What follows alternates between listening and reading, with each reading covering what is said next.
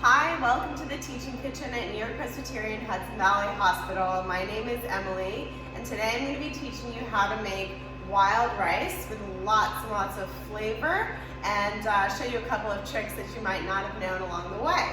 So the first step to this is find a wild rice variety that you like. You know, you can either use a mixed one, or what I'm using today is a black rice. So any kind of wild whole grain is really what we're emphasizing today. So any kind of whole grain. You can also make this with brown rice. You know, the rices that you want to kind of steer clear from are rices that have been refined. So anything that's whole, right? So this is our rice after it's been boiled in water. And a couple of other things went into this pot. Some dried cranberries, a splash of maple syrup, and a pinch of salt. So I just boiled those all together, just like pasta, until I fished a few grains of rice out and they felt like they still had a little bit of texture to them. They weren't completely mushy, but they were all the way cooked through. So let's strain out the excess liquid. And a lot of people may not realize that that liquid is really, really flavorful and delicious. So save that liquid and you can drink it. You can drink it like a tea, or you can pop it into your smoothies. It is certainly very flavorful. It's a little bit sweet from the maple syrup and the cranberries. So yeah, don't throw it out. Use it for something. Drink it, put it into a smoothie, have it as a tea. It's just the rice water that basically that this was cooking in. So look at that beautiful purple color. Isn't that amazing? All right, so we're gonna set that to the side, and our next step here is to add some crunch and some aromatics to our rice. So I've got two herbs that I'm gonna be working with today. One is our sage. This is a variegated sage variety from our very own garden here at York-Presbyterian Hudson Valley. And you just want to kind of make sure the stems aren't too long on these. You don't want too many stems in your rice. So just kind of pick off any kind of tougher stems, because they're a little bit tougher. But the leaves are absolutely lovely, very flavorful, and we're going to prepare them today by lightly cooking them in a little bit of oil. So I'm going to get this pan hot for our herbs, and I'm going to get this pan hot for our toasted nuts. So we're going to pan toast some chopped pecans to add more flavor into this rice dish. So I'm going to use a little bit of walnut oil today just to give it an even deeper, nuttier kind of flavor. So let's get that into the pan. This is for the herbs. Just about a tablespoon or so, and pop our sage in there. Kind of fry those up a little bit. And then this beautiful herb is rosemary. So I love this in rice. I'm just gonna strip all of the leaves right off of the stem. Again, these stems are really tough, kind of a little too tough for us to enjoy. So you can save them and pop them into a stock or something like that if you're making some vegetable stock from scratch. You can save up all your scraps and keep them in the freezer, and then whenever you make a stock, you can throw them in there. So our leaves are already starting to sizzle. Let's get our rosemary in there too. Kind of sprinkle that all in. And you want them to just kind of get a little crunchy and a little, but you don't want them to really brown. So just keep an eye on them. I have them sort of on a high, medium heat right now. All right, so while those are going, here are our chopped pecans. I bought these just like this. They're already chopped up. It's really, really easy. And we're gonna pop them into our pan over here to kind of toast them up. So that technique that you just saw, right? Taking a nut in no oil or anything like that, just using the heat of the pan. That technique is called dry toasting, because you're not adding any oil to it, right? So, just gonna kind of move these herbs around just a little bit, okay. And pop those Let those just get a little bit more heat.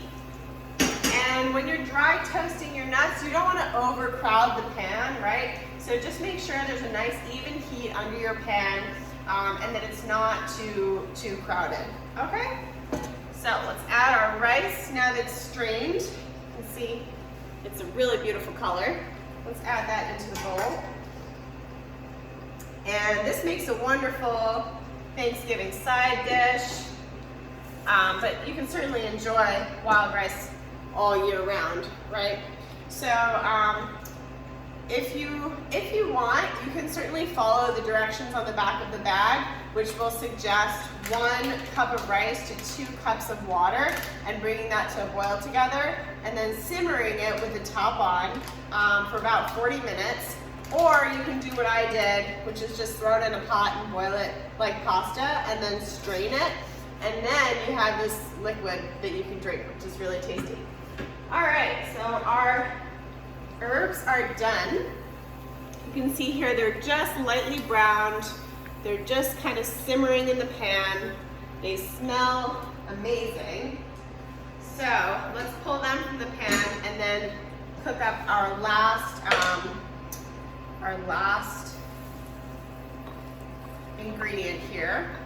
Now, this always kind of surprises people what I'm about to do next, which is pop some raw rice.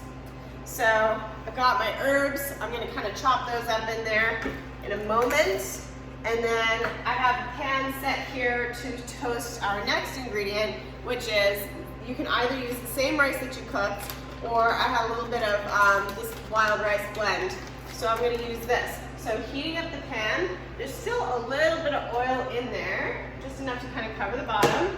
And we're going to put the raw rice right in one layer in the pan. So basically what we're doing here is, just as you might pop popcorn, we're popping the rice. So it's going to kind of toast and sizzle a little bit, and eventually you'll see some kernels will start to just kind of pop open like popcorn.